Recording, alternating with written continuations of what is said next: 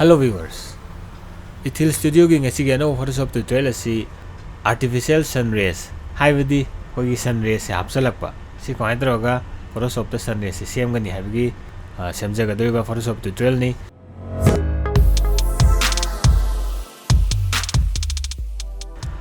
duna hoje koi horsi amana Photoshop changasi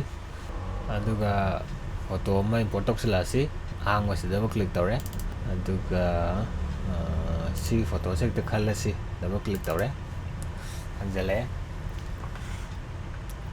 no khona kawra dabsi duplicate am lawsi duplicate lawsi dei click tawra drag tawra layer da sigi ani subasida thadong matamda duplicate am lawre amana sang du jaga si koi select change color range se changasi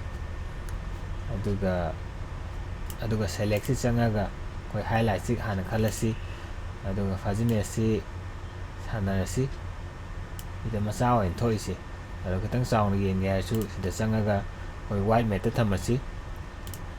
sisina kainomda select tawdaba jaga na white oiraga koi select tawdaba jaga dun color dan laidusi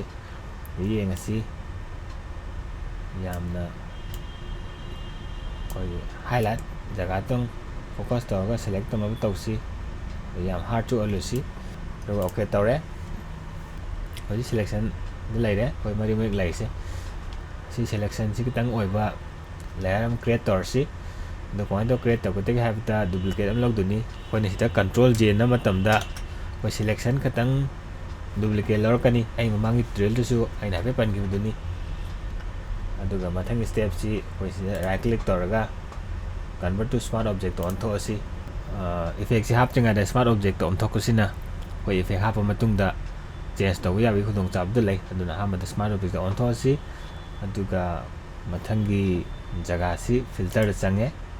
aduga blur changaga ngasi ga no blur si radial blur ase sumai to ma thengnarani hamda sumaina leramba yai adu khoi ngasi tawdu si zoom ni aduga magi strength si maximum thamasi aduga quality si ahum ni laisi draft thamasi aduga magi blur si karai de start to duno so center point do habi yang si khoi pam je sigi nuit manga na pe laise side gi start to pam bani na pe chora kuma roughly loraga okay to yang si pe to yang e adu blur si side gi laire seri tang sian na re duna khoi smart object thamasina si khudung chap si lai ni dang ko double click tawre aduga hai thame do ke ong tawre tang ong hinjan gre ong su double click tawre aduga tang ke tawre o hanakti almost ya ba mali aduna amko si double click tawre si hanakti tawdu si na khoi quality si base thamasi aduga okay tawre si hanakti kitang matam changbi ai base ni na si lai re aduga koi changes ti khar di u phange adu khare hena distinct oina ba koi duplicate lower si si layer si control j control j control j ahum ko tang lower ga kolom na mari sure hanigi amaduga hoji ahum lawdu ko mari se leire ada pe jeng si ito almost artificial sunlight si create tawre adu mathang step si koi mathak thangba layer si da click tawraga shift namuga koi last ki layer si da click tawraga pulap select tawre hoji ki sun rays ki layer singje aduga right click tawraga amuka ju smart object on thosi hanak ni point tawgeda smart object ta pulap merge tawkre amuka tang on kre mathang si koi sun rays si hena realistic oina ba sagi maton si tang soft oil si si point to soft oil ngada gi hadda si jong ko su blur ni filter changasi aduga blur gallery changaga ahambagi fill blur sida click tawre aduga khoi smai to circle ama thengnani da click tawraga koina pami buda thamasi aduga khoi blur gi pixel se 0 thamasi center gi se center se sabjana se thamasi aduga khoi gi pin ama tholai se ona side mutang click tawrsi nabo jaga ang thole si blur gi jang si da hem hor si point de di am si point de di am soft oil si aduga si maton si tang soft oil dini aduna tang yenge bana tamai tok tai lo soft ogre kharsu lak manaba sunray se tang sanare drag toraga side malen khalle 5 pixel dani adu sa somna sa jom thamasi ring side na 5 ai jom thamasi isu 5 ai jom thamasi so 5 ko smaina 5 on to sa dang thamage la sin na 5 ole si ta do almost realistic oire better si adu sida lo samabudi yare adu hena mu manaba khogi layer mark samtang galok thok si side hen ba khar yauri si tong na ba sigi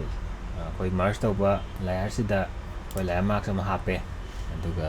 layer mark si angau bani na koi color si black khale aduga brush am lore brush size pixel si ben bega thar bega yabudu da picture aduga koi excel le click tawre excel le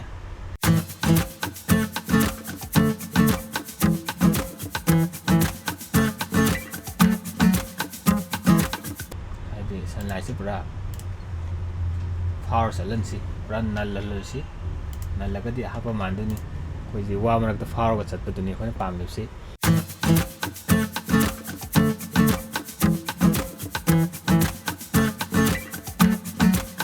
koi brush straight oina ye ke heta di click am tawre so mathang gi click amada brush straight ta lakaduni smaina da click tawre yoga click amang tawre straight ta 상전 click tawre shift name yoga straight ta mana gale hai jom tanga sangjal si la soina click tawre shift name sangjal isu tanga dalam si pai si kitang handa si click tawre duga ada sangjal click tawre ada sangjal full screen am tang yeng si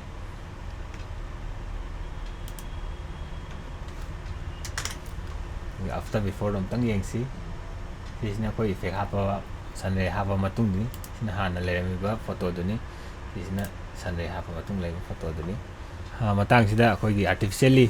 photoshop ki mateng lauraga koi gi photo om da sunrays kamana hapa da ga habdi gi photoshop tutorial de matang si lojare mayam nai gi tutorial si enjoy to biram ni khali kari guma enjoy to birabadi support to boina like comment am chung subscribe to biu aduga photoshop pamba imanaba singna ju share to ko biganu thank you